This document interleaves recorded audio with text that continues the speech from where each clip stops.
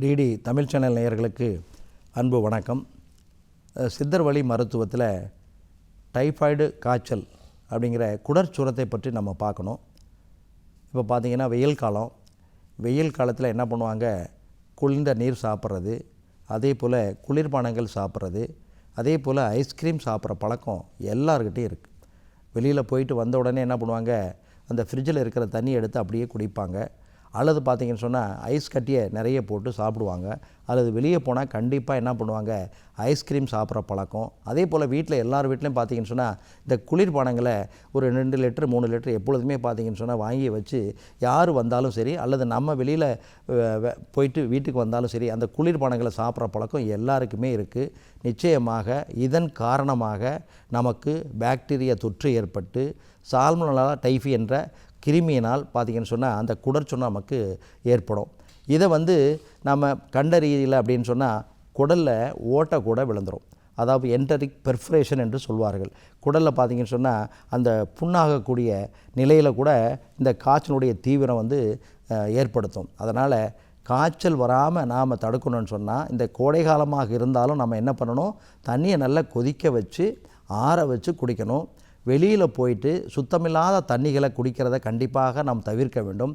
அதே போல் தரமில்லாத குளிர்பானங்கள் வாங்கிட பழக்கம் இருந்ததுன்னா கண்டிப்பாக அதையும் நாம் தவிர்க்க வேண்டும்.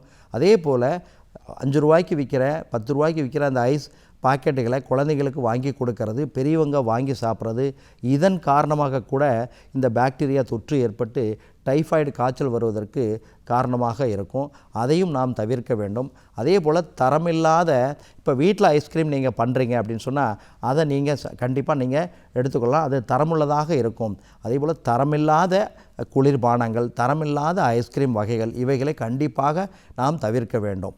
இப்போ காய்ச்சல் வந்துருச்சு அல்லது காய்ச்சல் வராமல் தடுக்கணும் அப்படின்னு சொன்னால் நாம் என்ன செய்யணும், காய்ச்சல் வராமல் தடுக்கணும், உடம்பில் எதிர்ப்பு சக்தி குறையாமல் இருக்கணும்.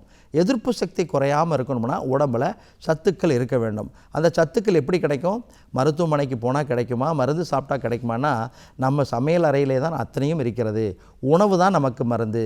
சத்தான உணவுகளை அந்தந்த வயதுக்கேற்ப சரியான நேரத்திற்கு நாம் எடுத்துக்கொள்ள வேண்டும். காய்ச்சல் வந்துருச்சு, அப்போது முதல் உதவியாக வீட்டில் என்ன செய்யணும், இப்போ நிறைய பேர் பார்த்திங்கன்னா வீட்டில் துளசி செடி வளர்ப்பாங்க.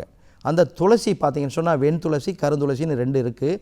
அது எந்த துளசி இருக்கோ அந்த துளசி இலையை பறித்து ஒரு கைப்பிடி அளவு எடுத்து பறித்து அதை நல்ல கையில் கசக்கலாம், அல்லது அரைச்சி மிக்சியில் அரைச்சி அல்லது அம்மியில் அரைச்சி அந்த துளசி சாறை ஒரு 5 ml, இப்போ குழந்தைங்களுக்கு பார்த்திங்கன்னு சொன்னால் அதாவது 1 வயதுக்கு மேலேயே வயதுக்கு தக்கவாறு மருத்துவர் ஆலோசனையோடு 2.5 ml இருந்து 2.5 ml இருந்து 5 ml வரலையும் நீங்கள் என்ன பண்ணலாம், ஒரு 6 வயசு வரலையும் நீங்கள் கொடுக்கலாம்.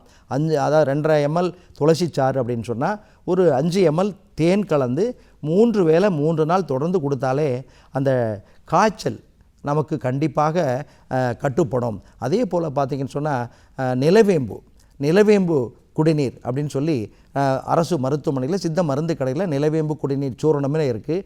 இப்போ சிறப்பு பேஸ்லேயே நிறைய இருக்குது. அதை வாங்கி மருத்துவர் ஆலோசனையோடு நம்ம பயன்படுத்தலாம். அடுத்தது பார்த்திங்கன்னு சொன்னால் ஆடாதோடை மணப்பாகு. அந்த ஆடாதோடை மணப்பாகும் பார்த்திங்கன்னு சொன்னால் இந்த காய்ச்சலுக்கு மிகச்சிறந்த மருந்து. அதே போல் மகா சுதர்சன மாத்திரை, அதே போல் திரிகடுகு சூரணம், இதுவெல்லாம் பார்த்திங்கன்னு சொன்னால் காய்ச்சலுக்கு முதலுதவியாக நீங்கள் வீட்டிலேயே வாங்கி வைத்திருக்கக்கூடிய மருந்துகள். இதை மருத்துவர் ஆலோசனையோடு நீங்கள் பயன்படுத்தினா கண்டிப்பாக இந்த டைஃபாய்டு காய்ச்சலை நீங்கள் எளிதில் 7 நாட்களில் நீங்கள் குணப்படுத்த முடியும். மீண்டும் ஒரு தகவலோடு உங்களை சந்திக்கின்றேன். நன்றி, வணக்கம்.